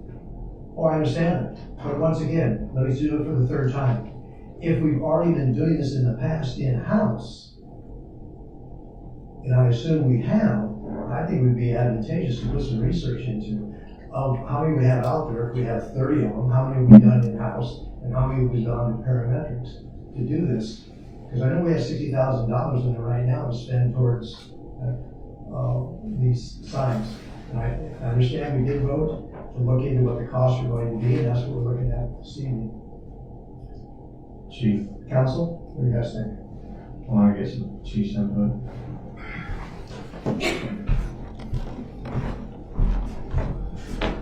Yay, question begins. So just a couple of things. So if you remember, the council passed our guidelines as to determine where the crossings are going to be located. That process was followed to determine the priorities and where those locations were, and the bidder route being one of those based on the policy that the council passed. Second part is that when this was presented before the council, there was several options made available, and one of those was to outsource or contract. Exactly what it is that we're talking about tonight is hiring a design company to determine the cost of each of the locations that were listed in the top 5 priorities, and I think that decision had already been made by the council. Any further comments? Please. Chief, thank you. At the same time, when we make a decision, it doesn't mean it's been set in stone. As we learn more information about different sites, we might have the flexibility to be able to change our minds. Secondly, to spend $8,000 to $9,000 per site for a $14,000 installation just doesn't make good sense to me. Okay? If you're doing it, that says everything. It just doesn't make a lot of sense to spend that kind of money per site to plan. That's our Chris. So if I remember, so the numbers in my head are a little bit different than thrown around. I thought we were in the past, we've been closer to the $25,000 to $28,000 range for a simple set because of all the other improvements that have been made in staff time. But more importantly, I believe the discussion was around outsourcing this because we just don't have the staff resources right now to do it in-house. Am I remembering that correctly? Yes. So with traffic signals, the overlay, the Henry Road, the Harvard Road, developer review, maintenance of all our streets, striping, we just do not have the resources to put together the plans and specs, to procure the contracts, to inspect the contracts and install. I just recognize the recommendation of staff that resource constraints, and this is a valuable proposition for the city. Any further comments? Just one more, apologize. You just mentioned something new, that this is covering design, but you also mentioned installation. Is that covered in this? This is just the design work, to put together bids and specs. Okay. Then you bid it and advertise it, you award a contract, then you have to inspect the work. So we really have no idea how much it's going to cost. That's why to put one in. Right, well, we do know how much things cost, but what I was gonna say is that for the 5 signals, the 5 flashing beacons that we have identified, we wanted to get good numbers, so that's why we're hiring this firm to design it, to get good estimates that we can bid the work. None of this work includes construction or installation. So rather than receive some bids to do the work, right? Yes, we have to publicly bid this work. Nothing we're going to hand them outside. Well, right, so we would publicly bid all of these contracts. Oh. So we have we installed any ourselves? I don't know. Stephen has done replacements. Steve done replacement repairs. Well, we've always hired a contractor to do all the installation. We have never done an installation. So this, again, just to reiterate, this is not construction, it's just design. So just to clarify, I know this is a budgeted item, correct? And that budgeted item included construction, correct? So the design phase is part of that. So the decision that I recall council deciding is that the $60,000 was put into the budget so we could hire a consultant to do the design, so we could get estimates, we could bring those estimates back to you and say, do you want a budget amendment that will provide for the construction of these sites?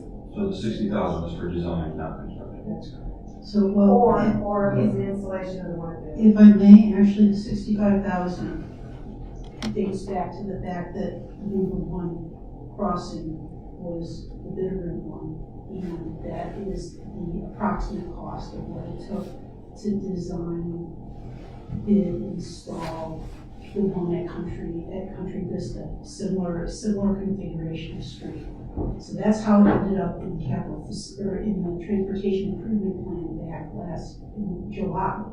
Then there was the conversation and recommendations related to the priorities for flashing beacons. When we talked about the budget for this year, the 65,000 was what was in the capital facility plan for the transportation improvement plan. The discussion in December was, what do we want to do? Do we want to amend the budget, or do we want to go with just the number 1? Do we want to use this money to hire a consultant to design and get cost estimates for all of these, and then make a determination what our priorities were and which ones we might want to fund this year versus in subsequent years. And so we're implementing the plan as So this was budgeted to install, $65,000 was budgeted to install a flashing beacon at Bitter Road in 2019. That did not happen. We didn't have the resources to continue to install. Okay. One last question. Yes, sir. So is there any reason to think that the shelf life could go longer than 5 years? Up to 10? Any reason? Anything you could think of that would maybe change that scenario? Council's budgeting. No, I understand, but we have the design sitting on the shelf, we go grab it anytime in the next 10 years. well, the technology may change. Oh, okay, great. But Or any of that stuff should be good for a while. yeah. Thank you. All in favor? Opposed? Very good. General business, 7. Approve task order repair measures for public works yard frontage design in the amount of $48,767. Second. All in favor? Aye. Opposed? Okay, very good.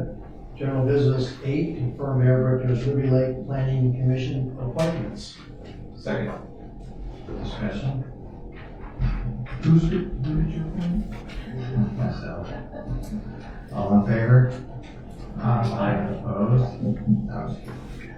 Okay, Well, if some of them are here, would it be appropriate for them to be introduced? Yes, Since they please. took their time to Get up be and here? sing or something. Since they've been sitting. Absolutely. Somebody wake up Shelley and tell me it's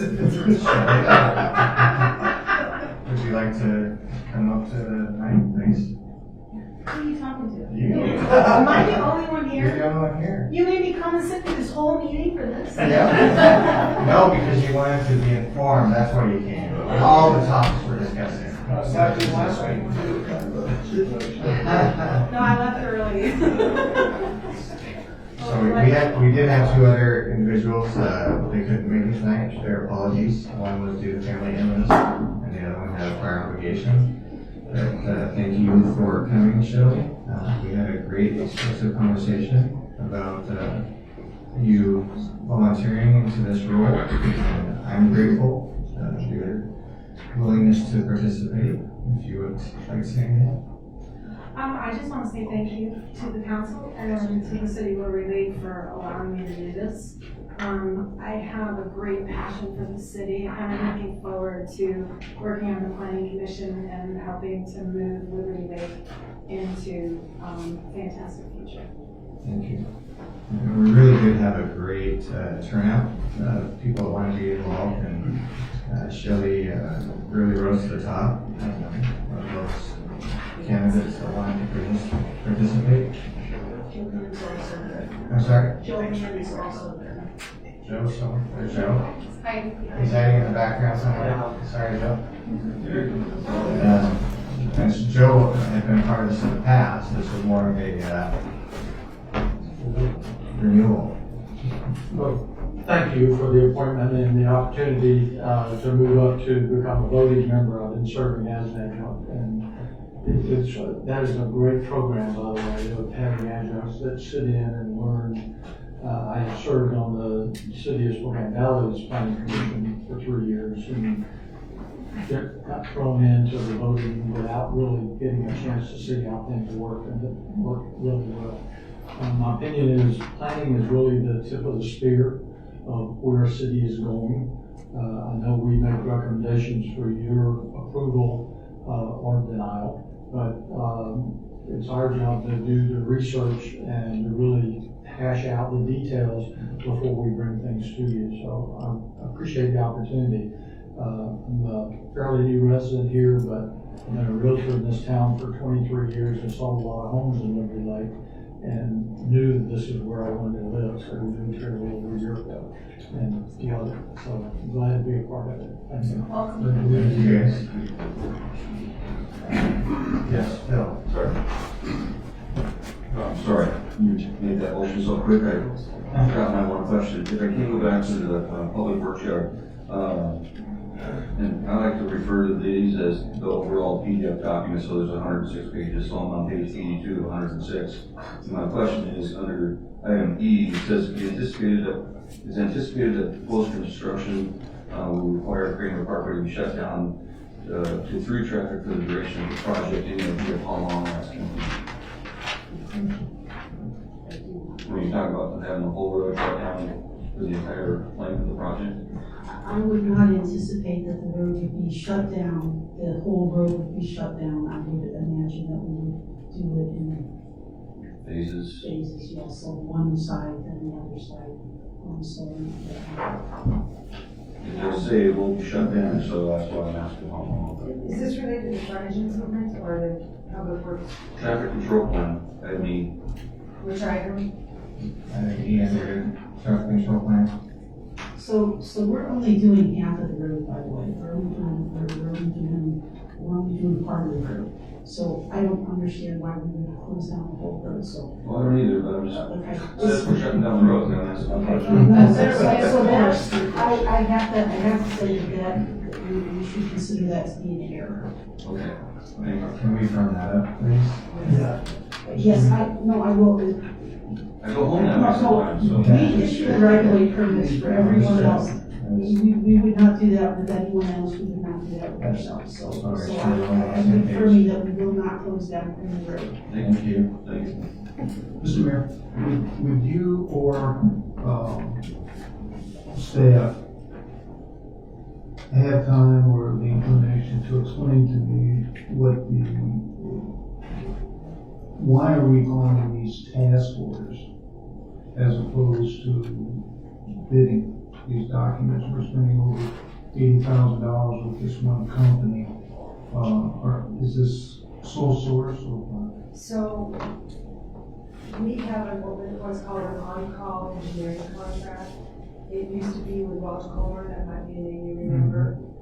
After that, I think it was it CH? I don't recall. Anyway, over the course of the years, even when Andrew was here, we always had on-call engineering for a variety of reasons. One is when a plat is filed, you need an LS, a licensed surveyor. So we've always used an on-call engineer to supplement our engineer. That's part one. Part two is that when you give them an umbrella contract, it's through a competitive process. And so we interviewed 3 engineering firms, Parametrics was selected. And then we issue task orders every time we have a job that we need for them to do. And then we bring the task orders to the council to approve. So that's how we manage our engineering. So that's the difference from a task So order. a task order, right, it's like a purchase order if you were gonna buy a computer, like in the case of a work product, we receive a task order and a cost, and then that comes to you. Appreciate that, thank you. Sir. Okay. Further? Okay, we'll move on. Resolution. Resolution number 20-266, City of Liberty Lakes, Spokane County, Washington. A resolution of the City of Liberty Lake, Washington, approving the final plat of Hotstone, second edition, located in a portion of the south half of the northeast quarter of section 11, township 25N, range 45 EWM, Liberty Lake, Washington, file P-06-0002B. Right, President. Do you want to move to the resolution? Yeah, sure. Thank you. Are you awake? Wake up, Mike. Yeah, I was just saying, I gotta wake him up. Should I change my mind? Yeah, jump in. You have to That's say it. it. You need to say it, actually. Make a motion, resolution 20266. Thank you. Second. Discussion. One question about it. It looked like the extension expired January 24th. Does that matter? It actually doesn't, because they actually submitted the request for extension prior to the expiration that vested the request. They can't actually get the extension until this plat records, but because of the way we wrote the code. So they have to file at least one plat within the last extension that they had. This is a complicated case. Happy to share the details, but I don't think you want me to. Are they going to build? I'm sorry? Are they actually going to build? Like, Yes. No further discussion? All in favor? Aye. Opposed? Okay, introduction of upcoming agenda items. Okay, so reminder, Open Public Meeting Act training. We have also an award of a bid for the United Department Control Board that Chief Justice covered at the workshop. We have a task order with parametrics for bid specs related to striping of Country Vista, and that's Country Vista and Appleway, and then also Knox. Yeah, we also have approved a task order with parametrics for the signal design for Ridgeline High School. We're asking that you approve an audio-visual bundle package for the city council chambers. We're asking that you approve the amendment to ordinance 78 and 78A, this is related to the public versus private world mistake that was made about 20 years ago. And that's it. So, I believe it is the only one. Stephen is reviewing the list. We may have another correction or two if we find any other errors in the ordinance, so we will make sure that it's right. We're not going to update the inventory. We're just going to correct the old ordinance because it's been brought to our attention by a resident. Citizen comments.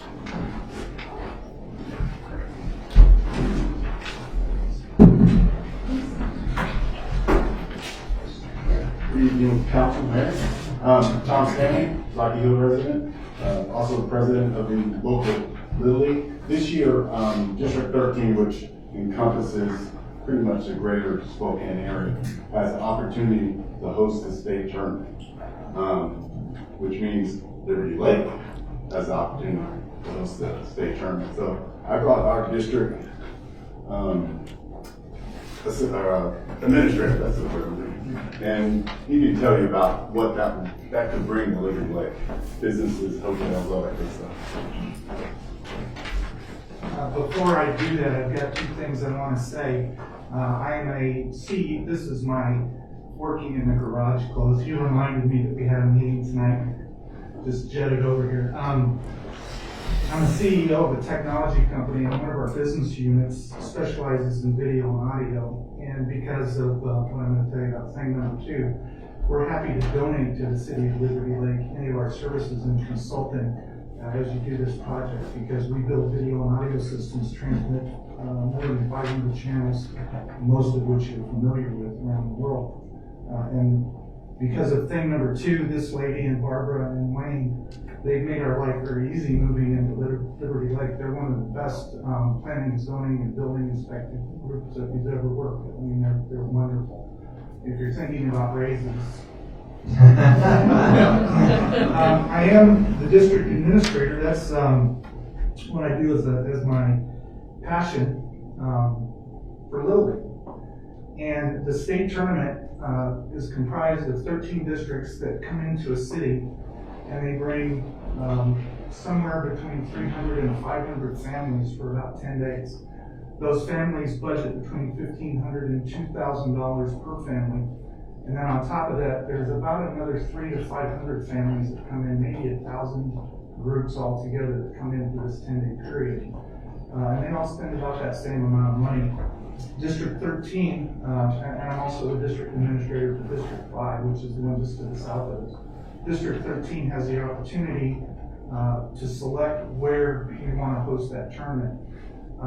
It doesn't require a resolution from the board or anything. We can generally work through Parks and Rec or whoever manages your baseball fields. The impact to the community is this: somewhere between $500,000 and $1 million hit within the 10-day period from all those people coming in.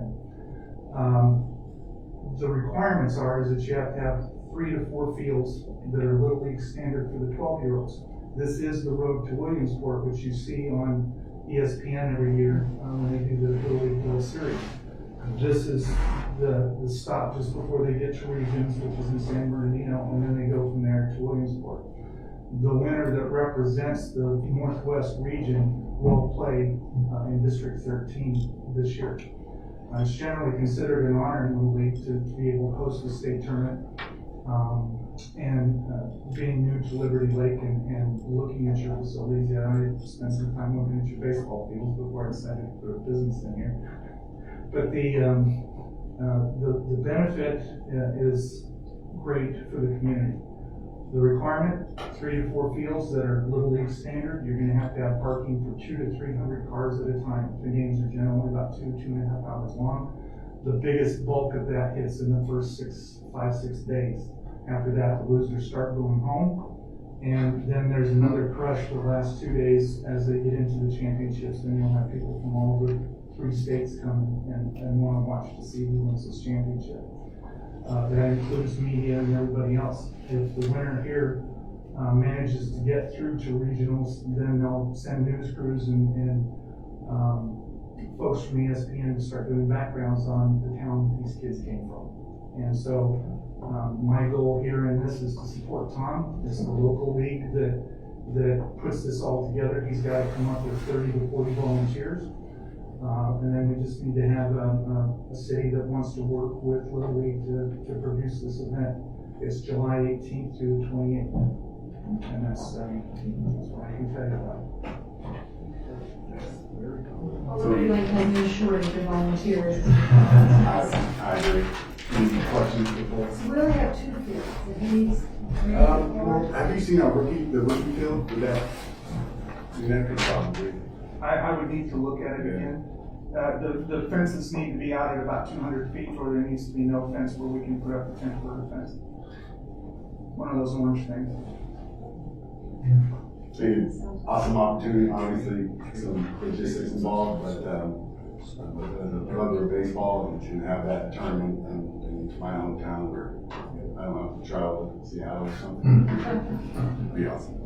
Is there any, we can look at, I'm sure we will look at our other schedules.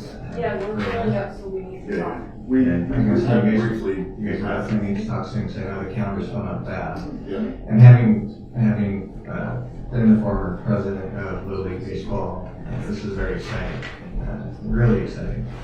And brings some great revenue to our community and some great awareness of what we're trying to do in the community. So thank you guys for your efforts on bringing it this way. I think there's some definite logistics that we have to work out, and I'm pretty confident that you're going to fill that volunteer void pretty quickly. So it's very exciting. I look forward to hearing more as we progress. So let's keep that communication line open. What we need to do to support. Okay, any further citizen comments? Okay, meeting adjourned. Thank